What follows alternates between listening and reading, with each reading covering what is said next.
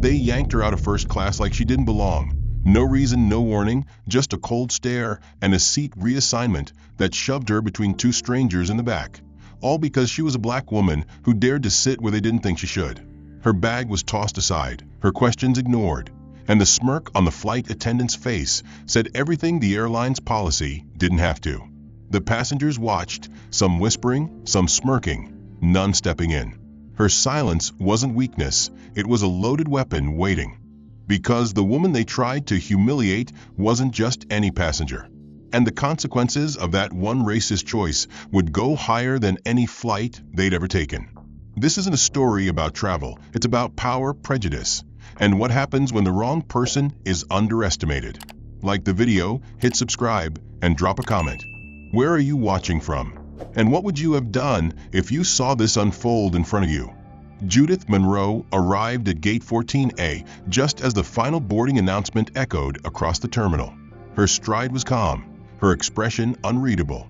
She wore a fitted ivory blouse tucked into a sleek slate-gray skirt, polished black pumps, and a delicate watch that had once belonged to her grandmother.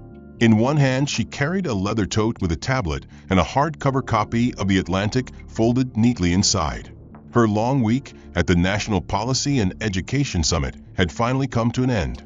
3 keynotes, 5 panels, and 2 contentious roundtable debates later, she was ready for the comfort of her first-class seat aboard a red-eye flight back to Washington, D.C. Her ticket, booked personally and weeks in advance, had cost nearly a third of her travel budget for the month. But Judith was not one to complain about investing in peace.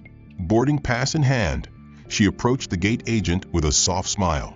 The man barely looked at her before his lips flattened and his eyes dropped to the screen.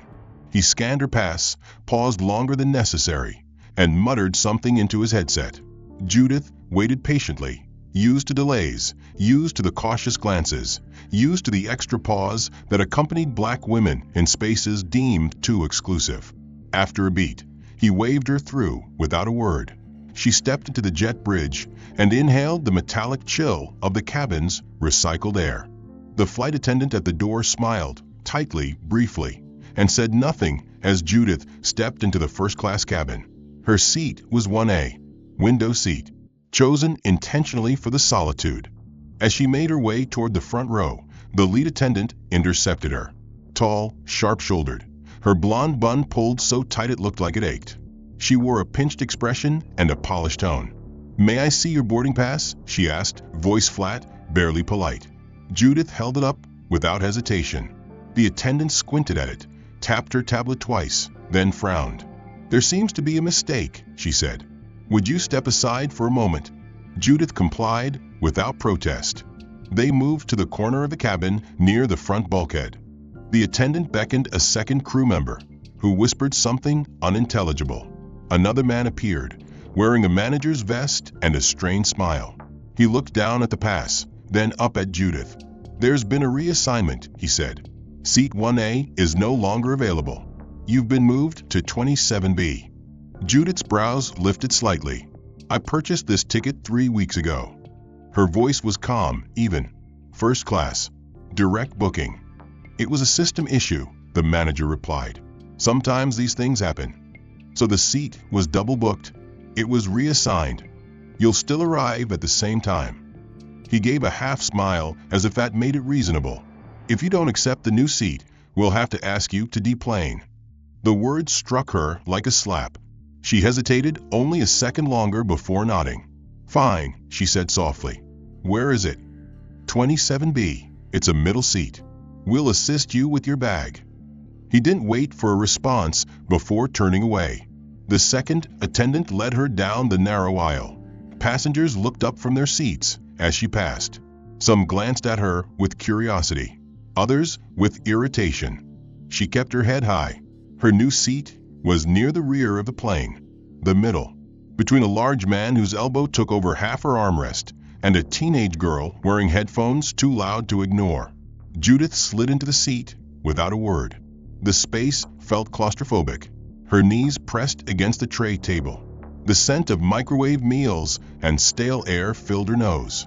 As she sat, the same lead attendant walked back toward the front. As she passed, Judith heard her mutter something under her breath. It was too quiet to catch, but the smirk told the story.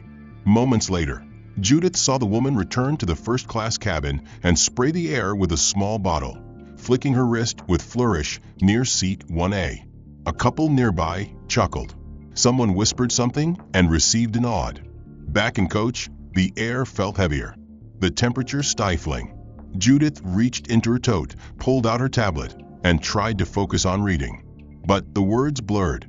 Her heart was beating too hard, her pride too sore.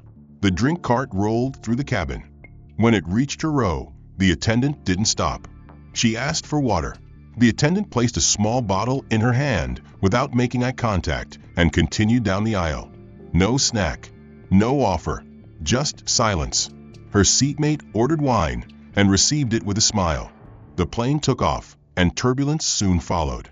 The cabin shook slightly. Luggage rattled in the overhead compartments. Flight attendants moved down the aisles checking passengers, but skipped her row entirely. When Judith looked up, one made brief eye contact, then moved past. The large man beside her adjusted his seat and sneezed toward her shoulder.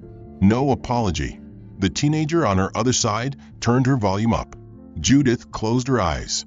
For a moment she imagined herself back in her office, back in her quiet apartment, anywhere but here. The hum of the plane pressed in from all sides. Her tray table was stuck. When she managed to force it down, it hung at an angle, crooked from a missing screw. Her tote bag, once neatly placed beneath the seat in front of her, was now half crushed. She stared at the plastic seat back, its faded safety instructions and outdated magazine, and breathed slowly. She would not cry. She would not sigh. She would not make a sound. When the flight attendant returned with a second round of service, she spilled soda near Judith's shoes. Judith pulled her bag away quickly. "You're blocking the aisle," the attendant said, as if the spill was her fault. "Please move your belongings before you cause a safety issue." Her voice was clipped. It reminded her that everything here felt like a downgrade, like she had been pulled from her life and dropped into a lesser version of it. One where her name, her title, her years of service meant nothing. It wasn't just the removal from first class.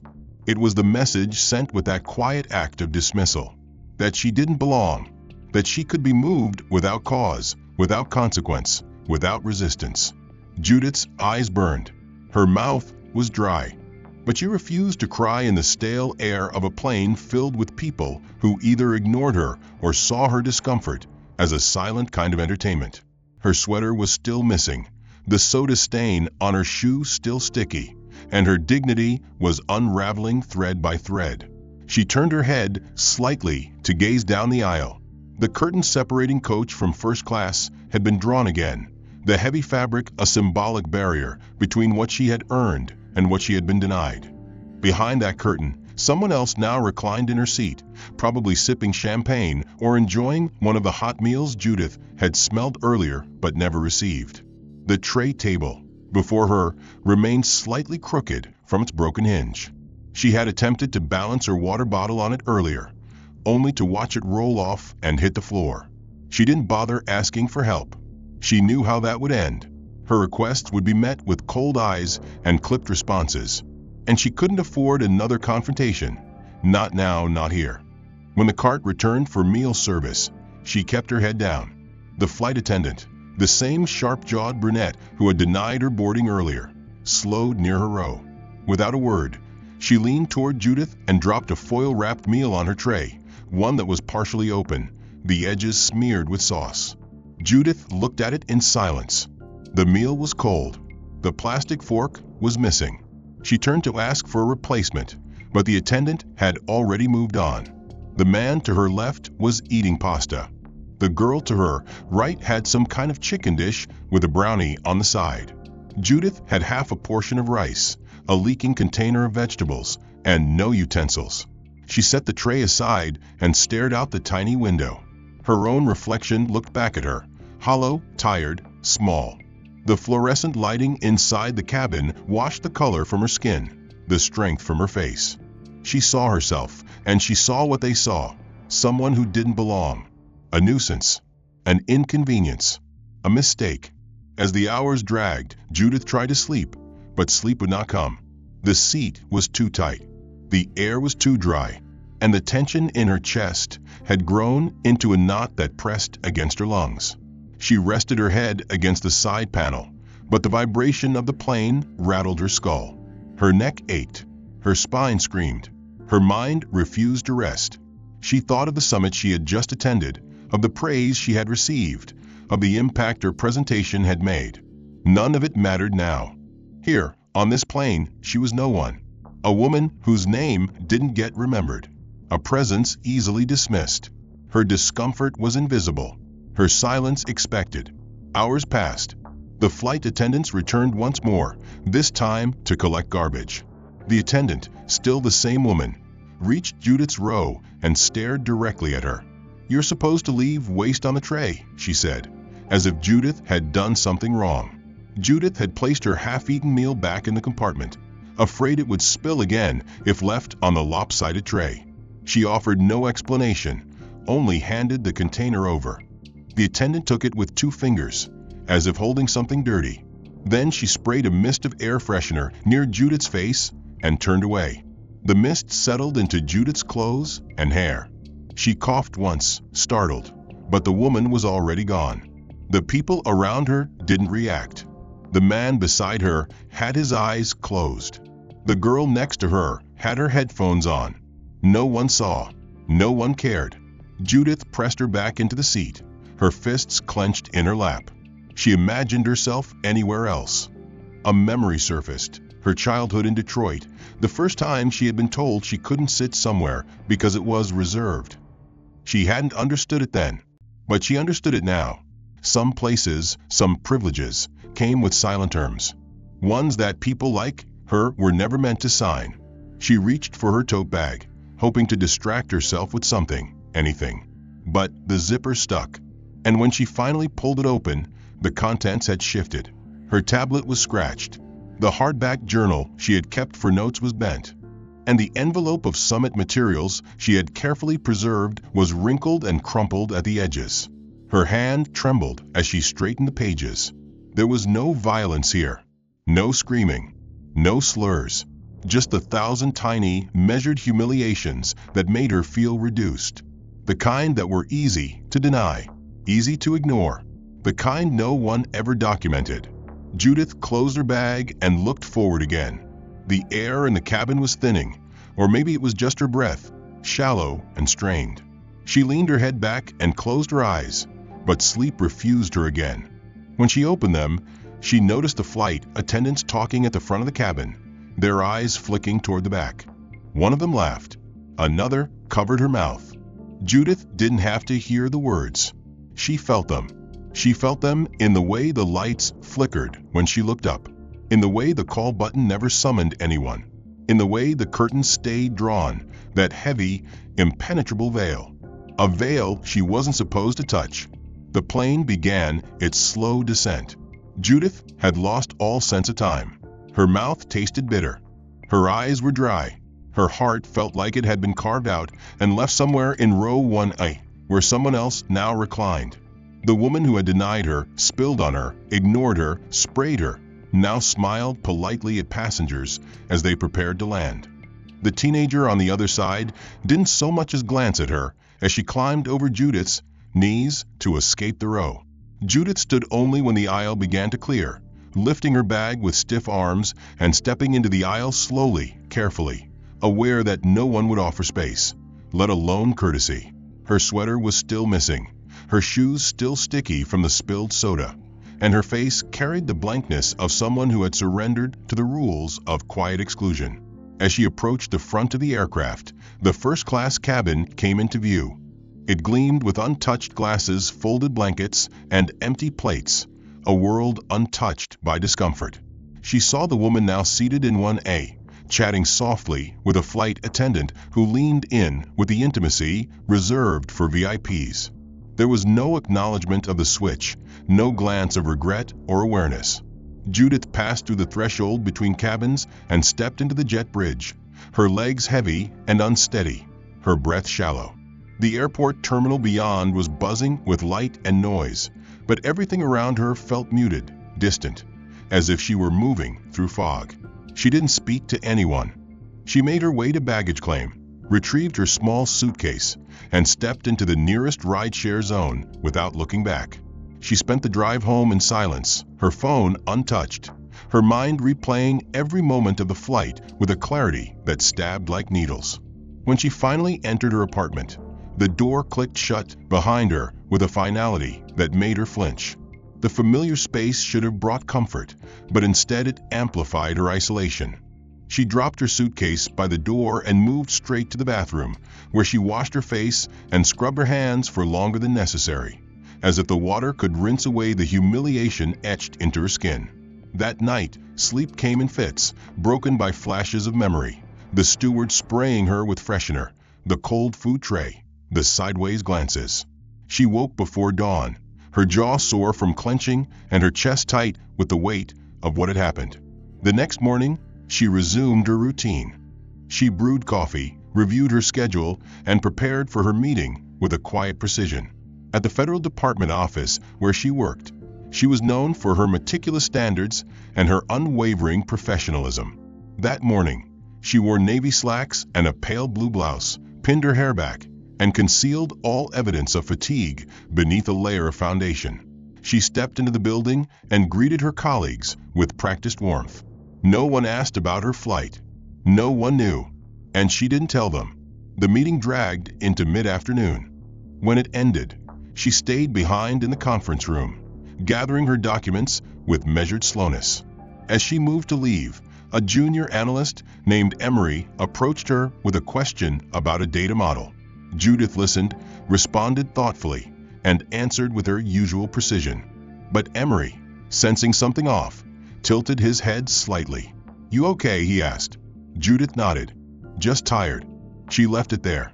She returned to her desk and stared at her inbox, watching as new messages populated her screen. Reports, schedules, approvals. Nothing urgent, nothing meaningful. She clicked through them absently, the words blurring into noise. Her mind drifted back to the plane, to the callousness behind every small cruelty, to the way she had simply complied. Because what choice had she really had? Later that day, she was asked to review flight logs for an upcoming inspection audit. As she scanned the manifests and seat assignments, something unexpected caught her eye. A record from her flight, the very one from the night before. It listed passengers, seat changes, and crew notes. And there, in column 3, next to her name, was a single code she hadn't seen before. She checked the reference guide and froze. The code indicated a manual override, a discretionary reassignment. No technical glitch, no system error. A deliberate decision made by a crew member to remove her. Her hands trembled slightly as she scrolled further. A corresponding note linked the override to an internal crew ID. The same ID was attached to several other overrides on different flights, all with similar passenger profiles. She closed the file, leaned back in her chair, and stared at the ceiling. The pulse in her temple beat fast and loud. This wasn't random. This wasn't a one-time error. It was a pattern. She stood, walked to the window, and let her eyes fall on the street below. People moved like ants, all of them with somewhere to be, none of them aware of the injustice, stitched into the daily rituals of travel, seating, comfort. She returned to her desk, pulled up the record again, and made a copy. She saved it under a new folder with no label, no tags, just a silent archive of truth. That evening, she skipped dinner and reviewed the flight data again. She searched her department's archive for incident reports and found none. The airline had filed nothing. No record of reassignment, no note of dispute, no acknowledgement that anything had occurred at all. It was as if she had never existed in first class, as if she had appeared, vanished, and been replaced without a trace. The system had erased her, and no one would ever know. She printed the logs, folded them into a file, and placed them in her briefcase. She didn't know yet what she planned to do, but she knew she couldn't pretend it hadn't happened. Not again. The following morning, she arrived early to work. The office was still quiet, the lights soft and fluorescent. She brewed tea and stood by the window as the sun rose slowly over the city. Her mind was clear, her resolve sharpened. The indignities she had endured were not isolated. Every person removed from their original seat had a profile consistent with hers. Female, professional, middle-aged, black. She stared at the spreadsheet she had built. Rows of injustice organized with painful clarity. Her fingertips hovered above the keyboard, hesitant not from uncertainty, but from the weight of truth taking shape beneath them. It was no longer a suspicion. It was a systemic act of profiling disguised as protocol. Her throat tightened. Her pride wrestled with a rising heat of indignation that filled her chest like smoke. The memory of that flight, of being led silently to a seat far beneath her rightful place, of the air freshener misted into her face like she carried something foul. Each moment played over and over in her mind like a scene etched in glass. She had been conditioned for years to internalize this kind of degradation, to endure without response, to preserve the illusion of composure. But now she felt something else behind the composure, a pulse, a tremor, a quiet awakening. That afternoon, a colleague from Interagency Logistics approached her desk with a stack of files. His voice was casual, detached. "Flight teams requesting independent auditors next cycle," he said. "Want to nominate anyone from your end?" Judith looked up, her eyes narrowing slightly. "Independent?" she asked. "I thought they were using internal reviewers." He shrugged. "They were. But there's been heat on a few carriers lately. Ethics board wants outside eyes." She nodded slowly. "Send me the framework." He dropped the folder on her desk and walked away. Judith opened it, flipping through the eligibility rules and criteria. Her fingers paused on one section, flight observation roles. Direct boarding, anonymous evaluation, discretionary authority to report misconduct. Her heart beat once, hard. She closed the folder and stood. That evening, Judith returned home and opened the drawer of her writing desk, where she kept a locked notebook. She hadn't touched it in months. The pages inside bore her observations from years ago, early encounters with unspoken rules and subtle erasures. She added a new entry. The page filled slowly at first, then faster. She wrote about the override code, the false reassignment, the glances, the spray, the meal, the silence. She described how no one stood for her, how no one even seemed to see her, how her value evaporated in the space of a glance. And yet she wrote not with rage, but with precision. She didn't write to mourn what had been taken from her. She wrote to document what would no longer be ignored. The next day, Judith submitted her name for the observational assignment. She received approval within hours. She was assigned a new flight route, different airline, same class, same route, and given clearance to operate in full anonymity. No badge, no title, just a seat, her seat. She packed lightly, neutral clothing, plain jewelry, no markers of authority or influence. She carried a plain leather-bound notebook, a digital recorder, and a calm expression. She boarded without incident this time. The crew smiled too brightly. One of them lingered in front of a row, as if unsure what to make of her, then disappeared. The man seated beside her, younger and jittery, offered no more than a nod before burying his face in his phone. Judith sat still, her posture relaxed but alert. She listened. She observed. She took no action. Not yet. 3 hours into the flight, the attendant from earlier returned. She leaned over Judith's seat and spoke in a hushed tone. "We're short one meal in first.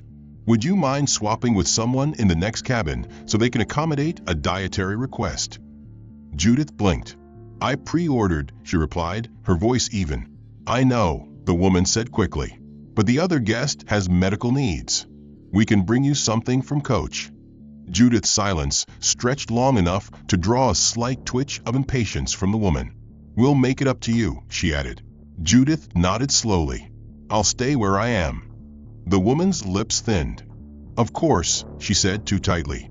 She turned and disappeared down the aisle. Judith noted everything. When the drinks were served, the same woman returned. A small splash of wine spilled onto Judith's tray. "Oops," she said with a smirk. No napkin followed. Judith reached for her own and dabbed silently at the puddle. Later, Her carry-on was flagged for additional inspection. A junior steward opened it in the aisle and removed the contents: her tablet, her headphones, a small container of mints. He turned the bag upside down and shook it. A small envelope fluttered out. It contained nothing but paper clips. The steward frowned, picked it up, and returned it without apology. "Protocol," he said. Judith took her belongings without a word. As she returned the items to her bag, she heard a whisper from 2 rows up. The voice was male, amused, dismissive. "Looks like someone's smuggling office supplies." Laughter followed. One of the crew joined in, not loudly, but audibly. Judith took a long breath. She closed the bag and faced forward. She remained composed, but her pen moved steadily in her notebook. She detailed every exchange, every word, every act. By the end of the flight, her pages were full. At baggage claim, she collected her suitcase and walked to the airport lounge. There, in a small reserved office used for government staff, she uploaded her report to the Federal Transport Server. She filed it under Audit Grade 1, Priority Misconduct Review. No names, no accusations, just data, evidence, facts. It was the first of many. Over the following weeks, Judith boarded 3 more flights. Each time, the story repeated in new shapes. Once, she was moved for balance load safety. Another time, her meal was misfiled and replaced with an allergic alternative. On her 4th flight, a crew member openly questioned whether her credentials matched her ticket. She was asked for secondary ID despite clear boarding clearance. She provided it silently, with no complaint. She observed. She documented. She didn't react. Because her strength now lay in exposure. She would not demand respect. She would record the lack of it. She would not ask for dignity. She would let them discard it and show the world. Then, 2 weeks later, during a debriefing session with the ethics board, Judith presented her findings. She spoke for 17 minutes. She listed override codes, flight crew IDs, patterns of abuse. Today's assignment had come last minute. Internal dispatch needed an immediate substitution for a compliance observer on a high-volume carrier known for strong political ties and historically lenient audits. Judith hadn't hesitated. She changed her schedule, grabbed her black canvas travel bag, and arrived without announcement. The boarding process was seamless, at least on paper. Her credentials were hidden as usual, her presence disguised under a fake name, her file embedded within a quiet folder titled Logistics Shadow. Flight 321. She stepped onto the aircraft in the 3rd boarding group, watched silently as the business class section filled, then made her way to row 2C, an aisle seat just behind the partition that separated premium from general seating. The man in 2D glanced up, saw her, and immediately placed his laptop bag on the middle armrest to mark territory. Judith said nothing. She sat, opened her notebook, and began recording. The cabin crew this time was young, overly friendly, their hospitality exaggerated to the point of artificial sweetness. Judith had seen that performance before. It was the kind that made passengers lower their guard, that made witnesses second-guess what they saw, that made cruelty feel like policy. She watched them greet passengers by name, offer extra drinks, smile until their jaws locked, but only for certain rows. When the flight reached cruising altitude, the same choreography unfolded. The cart came. Meals were served. The man next to her received 2 rolls and a compliment about his tie. Judith was handed a tray with an empty space where the entree should have been. "Vegetarian, correct?" the attendant asked, though Judith had selected the regular meal when booking. "No," she replied. "Standard." The attendant blinked, feigned confusion, then gave a rehearsed smile. "Must have been a back-end error. We'll see what we can find." She never returned.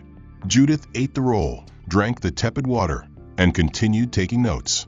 An hour into the flight, the lead steward approached her row with a clipboard. "Random compliance check," he announced. He asked Judith to verify her seat assignment and identification. She complied calmly, showing both her ticket and secondary ID. The steward examined them longer than necessary. "Unusual setup," he said. "You usually fly coach?" The words were casual but cutting. Judith met his gaze without blinking. "I'm exactly where I belong." He smiled without humor and walked away. 20 minutes later, her overhead bag was removed by a different crew member. She saw it out of the corner of her eye, taken from the compartment and carried toward the back galley. She pressed the call button. No one came. She waited. 10 minutes passed. She unbuckled quietly, stood, and walked the aisle to retrieve her bag. In the rear of the plane, near the lavatories, her belongings sat unzipped on the counter. A female crew member looked up as Judith entered. "Is that your bag?" she asked coolly. "We're conducting a spot security sweep. You weren't notified." Judith stared at her. "I wasn't," she said. "Then that's a violation of procedure." The woman shrugged. "Supervisor's call." Judith didn't respond. She repacked her bag, zipped it closed, and returned to her seat, her pulse steady, her notes expanding line by line in her mind before her pen could catch up. Near the end of the flight, when passengers were dozing or reading, the intercom crackled. "Cabin crew, prepare for landing." Judith placed her notebook back in her tote, clicked her seatbelt shut, and closed her eyes briefly. The descent was smooth, but her thoughts ran like static. She could still hear the quiet mockery in the steward's tone, still feel the sting of the meal left blank, still see her bag unzipped in the open. And yet, she didn't flinch. Her silence had become a blade, honed by repetition, patient and precise. After deplaning, she walked briskly to a secured meeting room inside the airport's administrative wing. A compliance officer waited, flanked by 2 data analysts from Central Oversight. She handed over her notes, her digital log, and the time-stamped incident summaries. No emotional flourishes, just facts.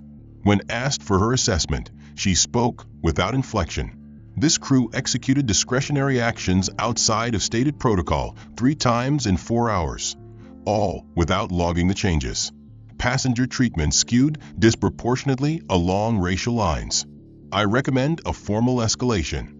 The officer nodded and typed silently. Judith left the room without waiting for affirmation. Back home, she sat on the floor beside her bed, the city lights outside flickering through her window blinds like distant warnings. She turned her phone screen downward, rubbed her temple, and leaned her head back against the wall. Her dignity had not been stolen. It had been chipped away in deliberate, courteous increments. The kind of degradation that required neither profanity nor violence. Just enough to remind her that even with status, even with government clearance, even with evidence, she was still a body first. A profile, an assumption, a test. But what they didn't know, what they refused to see, was that every test only sharpened her. She was no longer just a woman who had endured. She had become a chronicler of cruelty, a quiet cartographer mapping injustice mile by mile. That evening, as she uploaded her reports to the encrypted government archive, she received a message flagged Priority 3. It was from an anonymous contact, someone embedded at the same airline. The message contained a list of override codes used by specific crew members, including the very ones she had flown with. Attached were internal memos describing unwritten practices, strategic seat reallocations, appearance-based passenger assessments. No names, just admissions. The file ended with one sentence: "They're protecting the wrong people." Judith read it twice, saved it, and encrypted the folder. The walls she had been pushing against weren't just made of ignorance. She stood near a column and watched as the gate crew arrived and began their routines. The same routines that, to the untrained eye, looked harmless, mechanical. But Judith knew better. She had dissected these performances in her notes, mapped out the glances, the pauses, the seemingly random calls to the counter that always preceded a downgrade. She was not here to blend in. She was here to invite the storm and see who brought the rain. As boarding began, she approached the podium with measured steps. The agent, a middle-aged man with carefully trimmed facial hair and an indifferent posture, took her pass and paused. The pause was slight but undeniable. His eyes flicked to the screen, then to her face, then back to the screen. "Just a moment," he said, his voice pleasant but distant. He turned to a nearby colleague, whispered something, nodded once, then returned her boarding pass. "You've been reassigned to 22E. There was a seat optimization due to aircraft configuration." Judith tilted her head just enough to indicate acknowledgement. "No such change is listed on the aircraft manifest." The man blinked. "We had an internal shift after check-in began." His voice was rehearsed, his tone brittle. She didn't argue.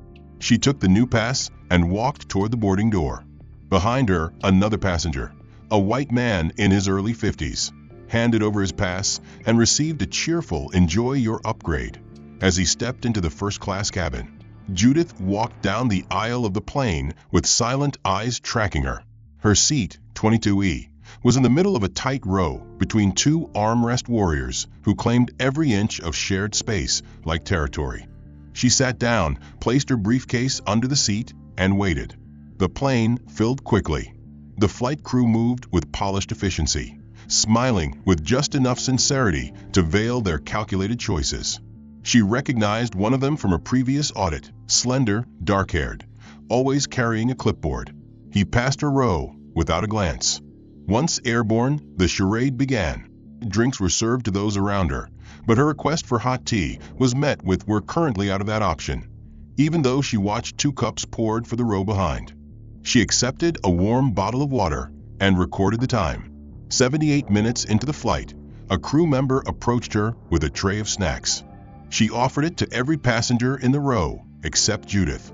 When Judith raised an eyebrow, the woman hesitated, then turned away with an apologetic nod that was far too late to be sincere.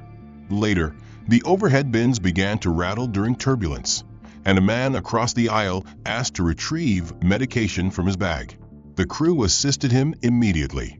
When Judith requested access to her laptop, explaining she had urgent federal correspondence to finalize, she was told to wait. 30 minutes passed. The seatbelt light remained on, but crew members were seen handing items across the aisles, walking freely, even laughing with passengers in the rows ahead. Judith remained still. The smile she gave in response to being denied was tight, cool, unreadable. She was not here for confrontation. She was here to document every fracture in their performance. When the flight landed and passengers began collecting their belongings, a woman across the aisle knocked over Judith's drink, sending the last few drops splashing across her slacks. The woman mumbled something close to an apology and turned away. The flight attendant walking by handed paper towels to the woman, but offered none to Judith. She reached into her bag, pulled out a napkin she had kept from earlier, and wiped herself clean without comment. At the gate exit, she stopped and asked for the flight log. The agent hesitated. "That's for internal review," he said. "Under federal audit authority, I request immediate access," Judith replied calmly. The agent went pale. Within minutes, a printout was provided. It showed no note of reassignment, no seating optimization, no turbulence log matching the timeline, no beverage inventory shortage.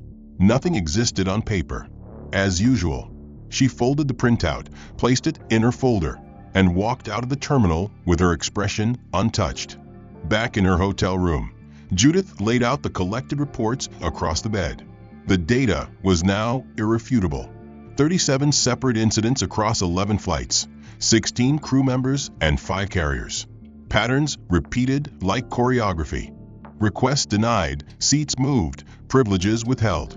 All shrouded in the plausible deniability of hospitality. She didn't need to prove intention anymore. She had patterns.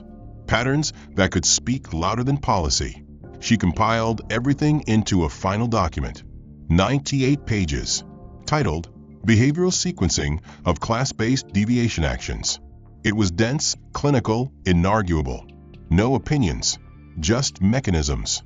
Every smile, every shrug, every polite dismissal cataloged and timed. She submitted the report to the Office of Federal Aviation Ethics under her real name and waited. Within 24 hours, a response arrived. Her findings had been escalated. A closed-door session would be held. She was invited to speak. When she arrived, the room was filled with government representatives, airline executives, compliance officers, and an independent moderator. Judith stood before them with nothing but a slim folder and a memory sharp enough to cut steel. She presented her findings, walked them through 3 documented flights, and ended with one sentence. If I were invisible, none of you would be here right now. But I'm not. And neither are the people you keep trying not to see. The room was silent.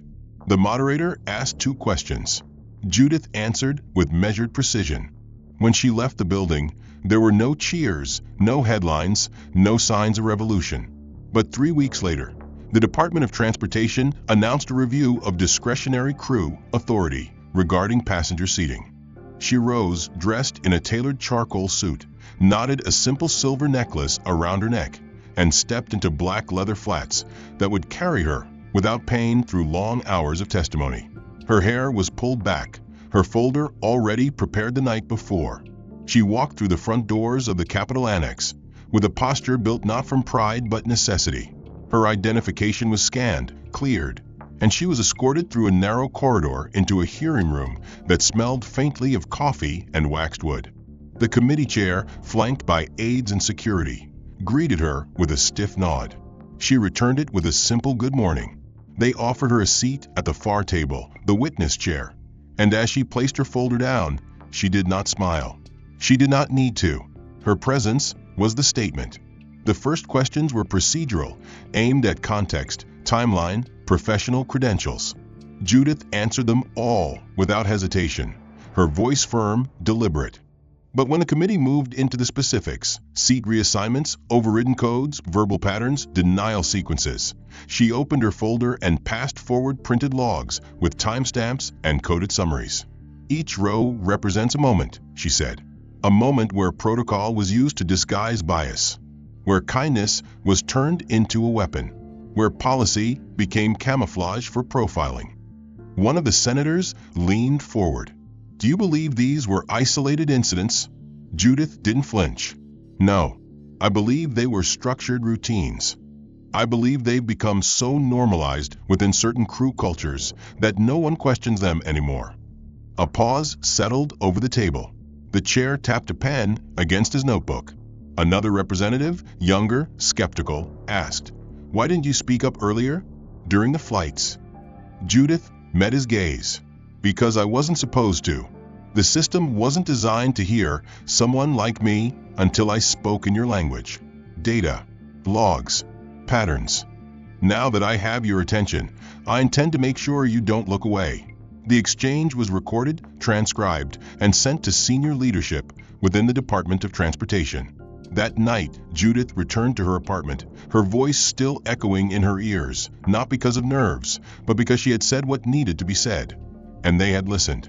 She sat on the edge of her bed, opened her journal, and wrote 5 lines. They looked up. They saw me. They don't know what to do with that, but they will. 2 days later, she was contacted directly by a legal analyst from a high-profile airline litigation firm. The woman's voice, though composed, trembled slightly when she asked to meet. Judith agreed. They met in a neutral location, a plain conference room inside a co-working space in Arlington. The analyst brought sealed folders, names, dates, internal memos. "I've read your report," she said, "and I've seen the documents you're missing. What you think is cultural bias hidden in behavior, it's worse. It's intentional policy. Discretionary crew behavior has been encouraged by internal performance algorithms." Judith took the documents. Each one revealed a deeper level of the rot: strategic reassignment targets, training programs that framed disruption mitigation as a euphemism for repositioning passengers based on appearance and perceived threat level, unspoken quotas. "They keep no written orders," the analyst said, "but they reward crews who keep incidents low. And incidents, statistically, increase when certain passengers are placed in high-visibility zones. So they're moved. Silently, constantly." Judith breathed in, slow and full. She now had not only the symptoms, but the disease. Not just the patterns, but the engine driving them. That evening, she met with her department supervisor, a woman named Valerie, who had quietly supported Judith's audits from the beginning. They reviewed the files together in a secured room, and Valerie leaned back in her chair, exhaling sharply. "This isn't an audit anymore," she said. "It's going to blow open the walls." Judith nodded. "It's time." Within 48 hours, the Department of Justice received the preliminary packet. An investigation was opened under the Civil Rights Division, and a formal inquiry was sent to 4 major carriers. But none of it had Judith's name on the headlines. Not yet. She preferred it that way. Her name was not meant for applause. It was a tool, a point of origin, a compass they had ignored for too long. But that silence was beginning to fracture. Because 2 days later, someone did recognize her. At Reagan National, walking through security with her coat draped over her arm, a gate attendant called her name. Not Judith. Her full name. Dr. Judith Monroe. Not out of politeness. Out of acknowledgement. Her work had circulated. Internally. Quietly. But enough that her presence triggered awareness. She turned. The woman at the counter, a black woman in her late 40s, weary and sharp-eyed, nodded once. The gesture was small, barely visible. But Judith felt the weight of it, felt the message inside it. "We see you." That flight, she wasn't reassigned. She wasn't overlooked. She was served with respect. Not warmth, not theater, but with legitimacy. And for the first time in months, she sat at her assigned seat in business class and was allowed to exist without interference. She drank her coffee hot. She worked on her tablet without interruption. And when she landed, she walked off the plane like every other passenger, without the eyes, the questions, the sideways corrections. But this calm was temporary, because 2 weeks later, the hearing date was made public. Judith's name was attached. A story ran quietly on a federal oversight blog, then gained momentum through academic channels and activist networks. Soon, she received messages from strangers, professionals, travelers, students, sharing their stories of quiet removal, of subtle punishment, of being treated as less in places they paid to be more. She read every one, not because they surprised her, but because they confirmed everything she already knew. She wasn't alone. She had never been. But now, she was the one they had seen, the one who hadn't looked away, the one who had returned the gaze. And when she appeared before the federal subcommittee again, this time it was not for inquiry. It was for testimony. Live, public, televised. The room was larger. Cameras buzzed. Reporters whispered. She sat straight, spoke clearly, read from nothing. What began as a narrow audit about flight seating discrepancies unfolded into a sweeping expose of discriminatory flight crew conduct, quiet reassignments, and the informal policies airlines used to manage the presence of people they considered high risk not for behavior but for appearance. Judith had not intended to become the face of the reckoning, but she had walked into it without flinching. She returned to her office the morning after her testimony to find it changed, not physically, but in the way people looked at her, in the way silence now carried reverence instead of indifference. Colleagues who once barely nodded now paused to greet her. Senior officers asked for her opinion in open meetings. Her inbox swelled with invitations to speak, consult, advise. But she declined them all. Judith wasn't interested in attention. She was interested in outcome. And the outcome was beginning to take shape. The Department of Transportation issued a formal inquiry into 4 airlines, requiring them to suspend discretionary reassignments and provide detailed logs for the past 18 months. Internal compliance teams scrambled. Airlines released carefully worded statements about reviewing internal culture and realigning passenger experience commitments. Judith read each one with the same practiced skepticism she had learned to apply to all corporate language. Sentences built to sound like change without promising any. She knew better. Culture didn't shift from press releases. It shifted when you pushed it hard enough to crack. That crack widened a week later when a federal watchdog report, seeded from her findings, revealed that over 70% of reassignments involving black women in premium cabins had no formal justification.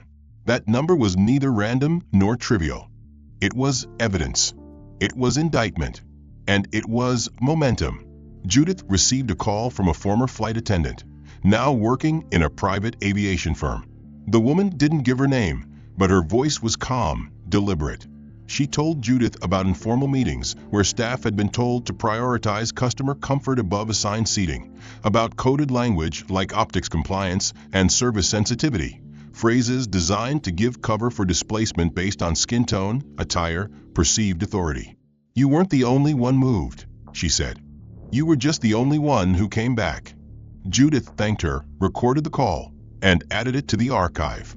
The archive had grown from a handful of documents to a digital vault of testimony, logs, reports, and internal leaks.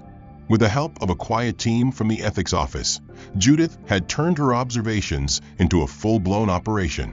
They called it Phase 2, not because the first phase had ended, but because what came next would reach deeper. Judith was appointed to lead a special commission, one that would redefine passenger rights protocols, revise cabin crew training standards, and construct a public-facing accountability platform for reporting in-flight discrimination. The work was vast, slow grinding, but Judith embraced it. She attended every meeting, reviewed every clause, challenged every euphemism, because she understood the stakes, not theoretical, personal. She had lived the erasure, the diminishing, the subtle offenses dressed in smiles. And now she was building the structure that would outlive her name. That name, once lost in boarding queues and back row seating, was now stamped across memorandums, policy drafts, public citations. Judith Monroe. It echoed in spaces where she had once been invisible. But not everyone welcomed the echo. Opposition brewed. Anonymous articles questioned her qualifications, her motives. Pundits accused her of exaggerating, of weaponizing identity for power. A news segment showed a cropped photo of her on a flight, framed with the caption "Elite Whistleblower" or "Entitled Passenger." She watched it once and filed it under noise. She knew how truth resisted those who profited from its denial. She didn't need to justify her voice to those invested in silence. Instead, she focused on the people who stepped forward in the wake of her testimony. Flight crew who confessed they had followed unspoken rules for years, passengers who sent in copies of their own boarding passes, emails from travelers who had doubted their own experiences until her story gave them language. They flooded her inbox, mailed handwritten letters, posted anonymous testimonials to the Commission's public page. And through them, Judith saw the scale of what had been hidden. She read one account from a retired judge who had been moved without explanation from first class to coach because, as the crew member had told him quietly, we had to make room for someone with status. Another story from a teenage girl flying alone for the first time, given a tray with no utensils. Her complaints dismissed until she was told, "We'll bring you another if there's time." There was never time. Judith printed every single one, stacking them in her home office until they leaned like fragile truths against the walls. She read them late at night, when the city was quiet, when the world outside didn't feel built to listen. Each story strengthened her resolve. But the final proof came when one of the executives from the airline that had originally reassigned her reached out. It began as a request for dialogue. Judith declined. Then came a formal apology letter, couched in legal language but unmistakable in tone. They had reviewed the incident. They admitted the override code was applied without protocol. They admitted the reassignment was undocumented. They offered compensation. Judith rejected it. She returned the letter with a single sentence: "Change the system, not the headline." That week, the airline introduced mandatory retraining for cabin crew and new transparency protocols for all seating reassignments. It was not enough, but it was proof that the echo had become thunder. The Commission's first round of reforms was submitted to Congress by spring, 52 recommendations, backed by data and testimony, outlining new standards for passenger dignity and in-flight accountability. Judith delivered the report herself, placed it on the committee desk, and stepped back without fanfare. The same airline from her first reallocation, Flight 1127, Seat 1A, forcibly reassigned to 27B. They had clung to deniability for months, issuing vague acknowledgments of administrative inconsistencies and isolated crew discretion. But when the Office of Civil Rights released its internal review, the language was no longer diplomatic. The report cited systemic bias, improper crew overrides, and routine documentation avoidance across dozens of flights. It named specific managers, cited internal performance incentives that encouraged minimizing first-class conflict by shifting passengers deemed potentially reactive. In that language, coded and sanitized, lurked the truth. Judith read the report in her office, the same quiet corner where she had once assembled her first flight log, and felt no vindication, only clarity. The machine had been real. Now finally it was exposed. The first domino fell when the airline's federal contract, valued at over $2.5 billion, was suspended pending full compliance investigation. It made headlines within hours. By the end of the day, the airline's stock value dropped 17%. Executives scrambled to issue statements, but the press conferences were haunted by numbers and names they could no longer obscure. Passenger testimonies poured into the commission's open line, validated, cited, amplified. And Judith, though she remained out of the spotlight, felt the tectonic pressure shift beneath the industry. For the first time in decades, accountability had currency. Other airlines, sensing the tremor, moved to protect themselves. They issued preemptive audits, offered retraining programs, submitted internal memos, boasting revised inclusion guidelines. But it was not enough. Investigators had learned how to read between the lines, thanks to the framework Judith helped create. They asked for logs, override code patterns, seat class transfer histories. One airline's logs revealed that over 600 seat changes had been made in the last calendar year, with no formal incident prompting them. 82% of those changes involved passengers of color. Crew interviews, once curt and defensive, shifted into confession. Some attendants admitted they had been coached to avoid confrontation by offering alternate comfort solutions, a euphemism for quiet displacement. Others described incentive points for low-conflict flights, which created a culture of preemptive removal rather than management. The consequences came quickly. 3 crew managers were terminated from the original airline. 2 compliance officers from a second carrier were suspended. A federal investigation expanded to include 5 new aviation companies, and airlines across the country halted discretionary seating practices under emergency review. But the most stunning fall came not from the corporations. It came from within. A high-ranking vice president from the original airline, a man named Bernard Delaney, who had previously signed off on the training modules that taught staff to minimize visual tension in premium seating, was forced to resign. At the press conference announcing his departure, he read a prepared statement that included the phrase, "We did not fully grasp the implications of our internal guidance, and we regret the pain caused." Judith watched the clip once, expressionless. She knew that pain had not come from ignorance. It had come from choice. She knew it because she had sat in it, had swallowed it, had walked through its silence. Delaney's resignation was only the start. Lawsuits emerged, 2 class actions, 1 federal complaint. Passengers who had been humiliated, displaced, ignored now stood with legal counsel, armed with data and context. Judith was named as a contributor to the investigative model used in discovery. Her name became synonymous with unflinching exposure. But with the fall of power came something stranger: apologies, emails, handwritten letters. One was from a former flight attendant who had once refused her a meal. "I didn't realize what I was part of," the letter said. "I thought I was just following the schedule. I see now that I was protecting comfort, not fairness." Judith read the note and placed it in the same folder where she kept her first seat reassignment ticket. Not because she accepted the apology, but because she believed in documenting the journey. Another letter came from a senior crew manager. His message was longer, more detailed. He spoke of internal quotas, hidden guidelines, years of habit passed down without scrutiny.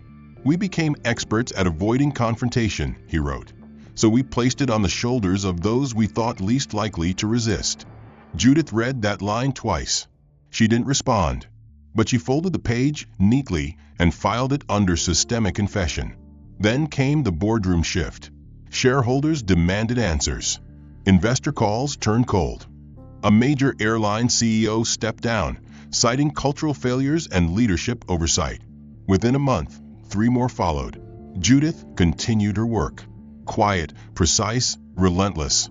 She led workshops for federal compliance teams, rewrote policy guidance for interagency travel protocols, and helped build a digital tool allowing passengers to log and review discretionary seat changes in real time. The platform launched publicly with quiet fanfare but massive adoption. Thousands submitted experiences within the first week. Patterns emerged. Algorithms flagged crew IDs. A new oversight body was proposed, one that would operate independently, outside of corporate control, to audit flight conduct. All of it built on the structure Judith had formed with her meticulous logs and quiet resolve. She received a message from Valerie, her old supervisor, now elevated to a senior ethics role. They're asking what we name the framework. I told them we already had a name. Judith smiled. She didn't reply. But later that night, she walked to the quiet room where her notes lived, stacked in organized files. She sat at the desk, opened the drawer, and removed her first boarding pass. 1A, the seat that was hers. Months had passed since the last hearing, and though the headlines had faded, the change Judith Monroe helped ignite continued to unfold. Quiet as a tide, but steady as time. Airports adjusted in small but telling ways. Gate agents received new training modules. Crew briefings now included real-time accountability checklists. Passengers began to speak up more often when inconsistencies arose. Airlines, under pressure from newly established federal mandates and public scrutiny, instituted real reforms. A national audit board was ratified, led by independent reviewers drawn from legal, ethical, and civil rights backgrounds. And at the center of that inaugural team, not as a figurehead, but as a working chairperson, sat Judith Monroe. She had never sought the position, but when the commission insisted, she accepted, not because she needed power, but because she understood what would happen if the work were left to those still invested in comfort over justice. Her name was now a quiet constant in the industry, not shouted or emblazoned, but spoken with a particular tone, part respect, part wariness. Judith knew her presence reminded people of what had broken, and what must never be ignored again. Her work remained steady, never theatrical. She reviewed passenger reports, oversaw crew evaluations, coordinated with federal watchdogs, and kept her pen moving. Even after the systems evolved, even after the most damaging practices were dismantled, she knew the habits would linger, not in procedure, but in instinct. And instinct, she believed, was the final frontier of change. She often traveled still, not as an observer, but as herself, moving through terminals and cabins with the same calm precision that had carried her through the worst. The experiences were different now. She was rarely questioned. Her seat was rarely changed. And yet she never traveled without her original logbook, the one where it all began. Not because she expected more injustice, but because she knew how easily systems forgot. One evening, on a late flight from Seattle to D.C., she boarded early and settled into her assigned seat in first class. The cabin was quiet, lights dimmed to soft blue, and a young flight attendant paused beside her. He looked nervous, adjusting the knot in his tie as he glanced down at the passenger list. Judith looked up, offering a polite nod. He smiled awkwardly, then said, "I just want to say thank you. They had us study your report in training, not just for what happened, but for how you responded." Judith nodded again, softly. "What matters is how you carry it forward," she said. He nodded and walked away. The exchange was brief, unsentimental, but it stayed with her as the engines hummed to life and the runway lights blurred past the windows. She thought back to her first reassignment, the feeling of being stripped of position and dignity, of being led into a seat not meant to hold her worth. And now here she sat, not vindicated, not celebrated, but present, acknowledged in the way she had always deserved. She closed her eyes briefly, listening to the rise of the aircraft above the clouds, where silence wasn't absence, but peace. The weeks ahead were filled with policy deadlines, oversight meetings, and another round of international audits. Judith did not slow down. But one afternoon, she made time to visit the office of the former flight crew supervisor who had once issued the override on her original boarding pass. The man had resigned quietly, avoiding press or litigation. He now worked at a small logistics firm outside of Baltimore. Judith scheduled the meeting with no agenda, just the simple intent of seeing him face to face. When she arrived, he looked older than she remembered, the years of scandal and self-reckoning visible in the stoop of his shoulders and the tentative lines around his eyes. He offered her a seat and asked why she had come. "Because this ends with people," she said, "not policies." He looked down, then admitted he had watched her hearings, read her reports, seen his own name once in a footnote. "I didn't know it had gone that deep," he said. "I thought it was just protocol." Judith replied with quiet conviction. Protocol isn't innocent when it becomes habit without conscience. He didn't argue. He simply nodded, a gesture heavy with what he didn't have the language to say. They spoke for 20 minutes. When she left, she didn't feel satisfaction. She felt possibility. He might never undo what was done, but if even one decision he made in his new role bore the weight of what he had learned, then the cycle cracked further. And cracks, she had come to understand, were how light entered systems built in shadow. Later that year, at a summit for ethics in transportation, Judith was asked to deliver the closing address. She stood before a room of regulators, executives, union leaders, and civil rights advocates, none of whom looked at her the way people once had.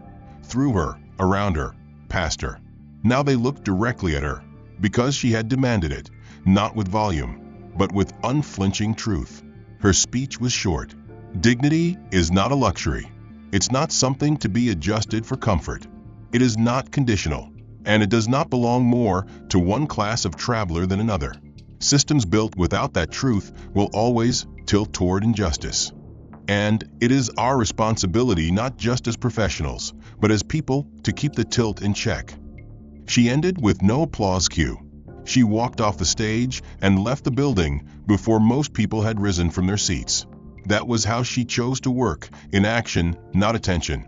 In months to come, reforms she authored were passed into federal law. Discretionary seat reassignment without incident documentation was banned.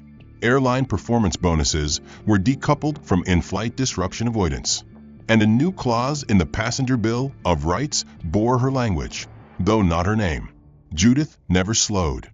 But she found moments. A walk through her neighborhood at dusk.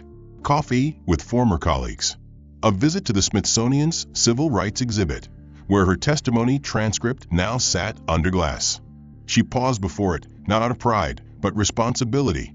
It reminded her that every right preserved today had once been a fight someone thought they'd never win. Judith Monroe had not changed the world, but she had shifted its axis just enough so that one less person would have to shrink themselves into silence while systems smiled down.